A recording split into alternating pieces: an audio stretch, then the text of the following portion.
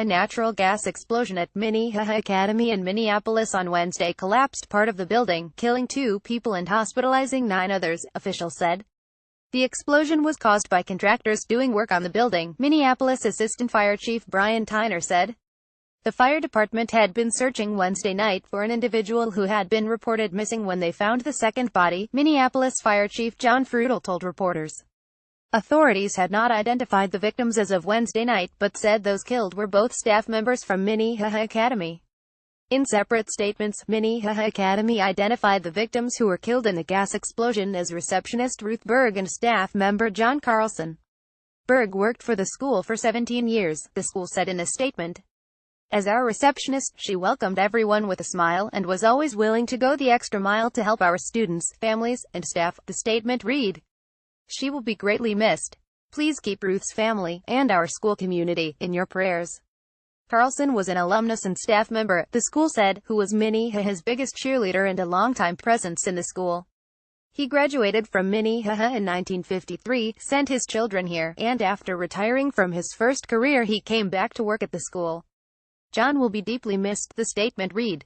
Frutal said all construction workers who had been renovating the building were accounted for, and Minnehaha Academy said all its summer program students and staff were also accounted for. The 9 people who were injured were taken to the Hennepin County Medical Center, but 5 have since been discharged. All are adults. One of the victims remains in critical condition, while the other 3 are satisfactory. Dr. James Miner of Hennepin County Medical Center told reporters the patients had fractures and head injuries, but no burns. Explosion caused by contractor work. 2 floors in the center section of the building collapsed over a sub-basement, Frutal said, and there was heavy damage all through the school. The structural integrity of the building is still in question. Becca Verdon, a spokeswoman for Centerpoint Energy, said crews were called to the area of a school boiler room to assist first responders and make the area safe. The Christian school said there was a gas leak and explosion at its multi-story upper school, which houses grades 912. The academy has about 825 students in grades Prep through 12, housed on 2 campuses. The 201,718 school year is set to begin August 23. I would imagine it would have been a lot more significant if it was during school time, Tyner said.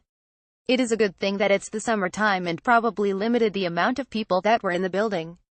Witnesses detail harrowing scene. First responders said it looked like a great big hole in the building where the collapse occurred, with flames shooting from one side of the building. Officer Dean Milner said 2 civilians on scene helped rescue one man who was buried beneath the rubble. Milner said officers were battling through thick flames and the smell of gasoline to rescue the unidentified adult male. Officers also warned people nearby to get away in case of a second explosion. Officer Vicky Karnick, one of the first responding officers on the scene, said the explosion reminded her of the 2007 Minneapolis bridge collapse that killed 13 people and injured 145. I was kind of having a flashback, especially with it being 10 years ago yesterday, she said. Video broadcast by WCCO showed smoke and flames rising from the debris. Jack Mahler was warming up for a soccer practice nearby when he heard 2 sprinting men yelling gas and get out. Shortly after, there was a huge explosion that knocked him off his feet, he told WCCO, and then it was just kinda chaos from there. 3 people on the roof of the school needed assistance getting down, officials said. John Barron, who lives across the street from the academy, told the station the blast shook his windows and startled his dogs. I saw that where the building used to be one continuous building, it now had a gap, he said. I could see sunlight all the way through to the other side. Gov. Mark Dayton pledged resources for first responders.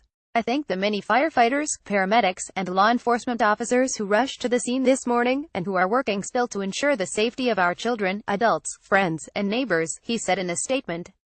Friends, loved ones mourn victims in vigil. Hundreds of friends, neighbors, coworkers, and community members gathered for a vigil Wednesday night for the victims of the explosion. The vigil was held at the Minnehaha Academy Lower Middle School, which quickly filled. Jeff Wagner, a WCCO reporter, tweeted that many of the mourners donned Minnehaha Academy clothes and colors as they bowed their heads in prayer and joined hands in song. The vigil lasted more than an hour and included speakers who emphasized the importance of retaining a religious faith in times of tragedy and praying for those who have been affected by the incident.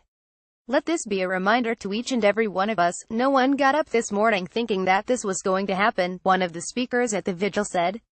People were just going to work, people were just serving in their position.